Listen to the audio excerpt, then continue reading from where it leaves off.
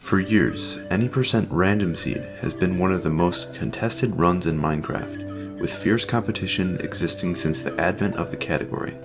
Because of some recent discoveries, today we have a revolutionary new route with brand new glitches and exploits that have never been seen before.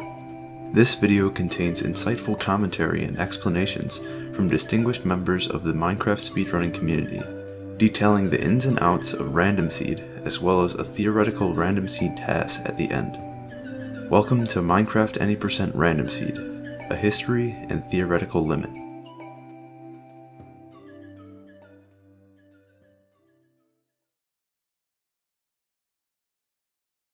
Hey everyone, I'm Aluminum1337, world record holder of Minecraft Any % Random Seed. Random Seed has had a pretty primitive start. It started out as just beating the game the intended way, while also taking advantage of the duplication glitch.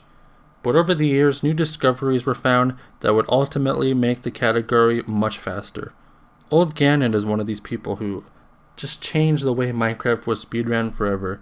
He found a thing called Netherless, and Netherless is exactly what it sounds like.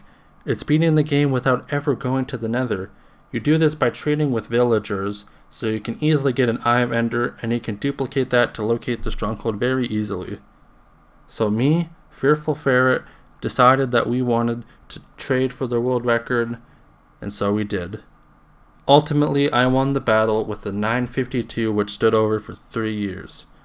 Schnitty decided that he wanted to beat the record, so he grinded and eventually beat me with a 922. And I still wanted my world record, so I grinded and got a 751. And that's where the world record stands today. However, I've been told that there are some new things regarding Minecraft Any % Random Seed that will come later in this video. So guys, please enjoy. I don't know what's coming up, but I'm excited to know.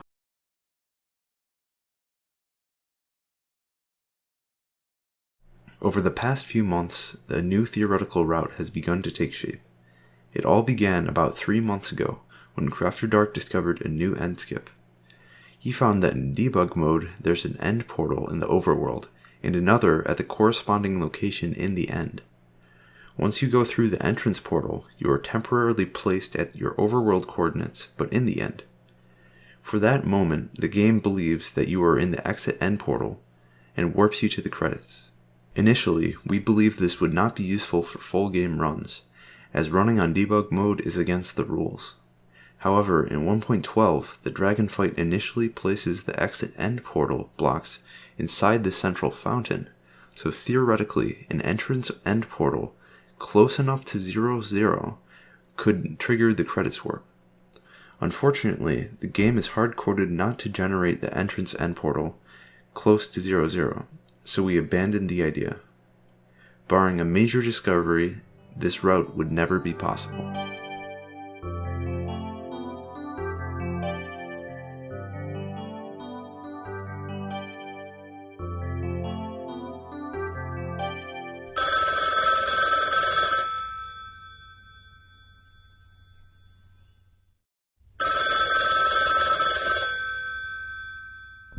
Hello, it is I, Minecraft glitch hunter Matthew Boland, and I've discovered a chunk swapping glitch. When the player generates new chunks, Minecraft creates a list of all of the chunks that need to be loaded that tick, and assigns a priority to each. Chunks nearer to the edge have a higher index, or lower priority, than more central ones. But an interesting phenomenon occurs when chunks of lower priority are scheduled to be loaded in on a tick when the player teleports.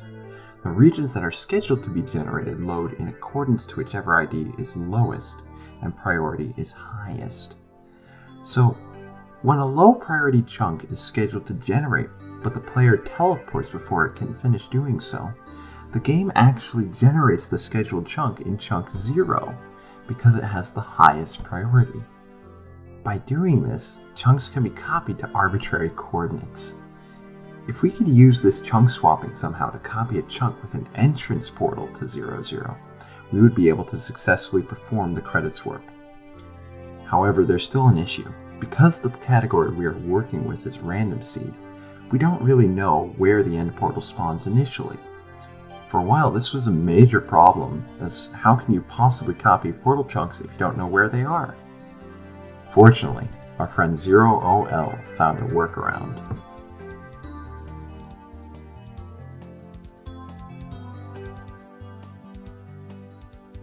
There's a bug in the game that allows us to force the location of the stronghold to be equal to any given arbitrary location, even when using a random seed. For years, Minecraft's random seed generation has gone largely unexplored, until recently, when a bug was discovered in one of Panda4994's videos.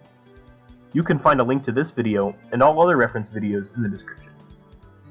In this video, Panda4994 demonstrates that when you leave the seed blank, there's actually a 2 to the 64 chance, which calculates to about 2 in 5, or 25%. The stronghold's location is set to the last seed that your Minecraft client has joined into.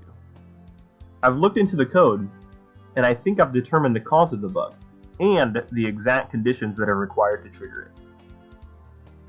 First, I need to explain what happens when you click the Generate New World button.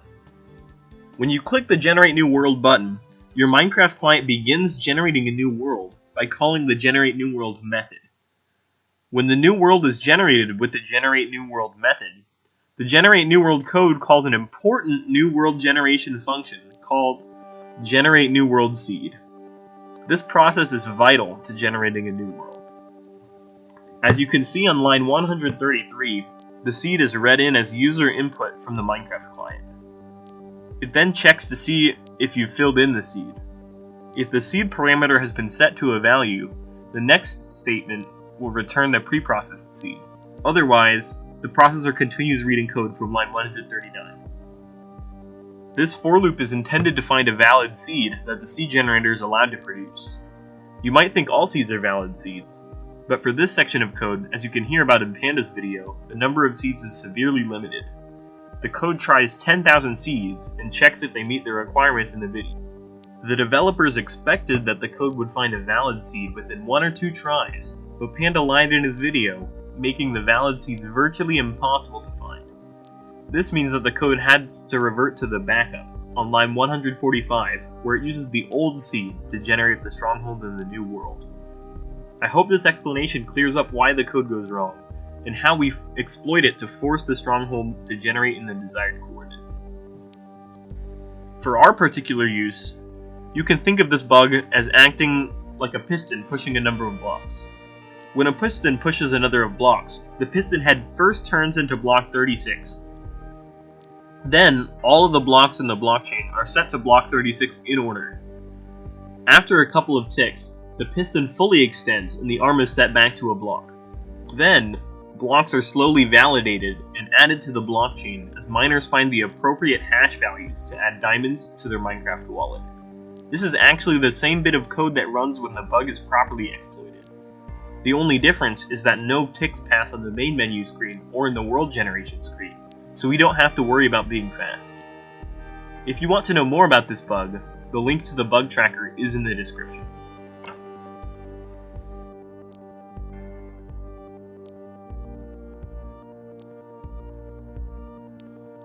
Now, even though we have a set position for the stronghold, we still need to have a way to move large distances in a single tick in order to perform chunk swapping.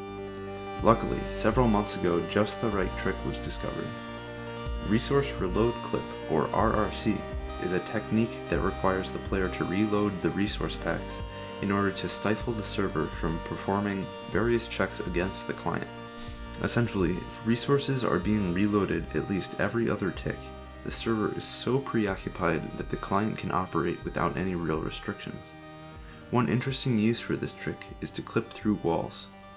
Not only does the client not have any horizontal collision, but the speed limit for the player's backwards velocity is also unhindered. Fundamentally, what RRC allows for is exponential backwards acceleration, without any regard for block collision. There is one problem, however. Once the player stops reloading resources, the client and server resynchronize, teleporting the player back to their original location. Luckily, this pitfall can be counteracted by logging out on the exact right tick. In the actual run, we use RRC to accelerate backwards for about 10 seconds in order to get the player into the right position. Next, we reload the chunks with F3 and A to lower the priority of the portal chunk, and clear chat with F3 and D. Finally, we save and quit. If done on the correct tick, the player will copy the portal chunk to 0, 0 and teleport there at the same time. One important caveat. In order to accelerate backwards while doing RRC, you need to press F3 and T to reload resources on all even ticks and S on the odd ones. This is hard to accomplish outside of tasks, but I have provided a comprehensive guide for doing it yourself in the description.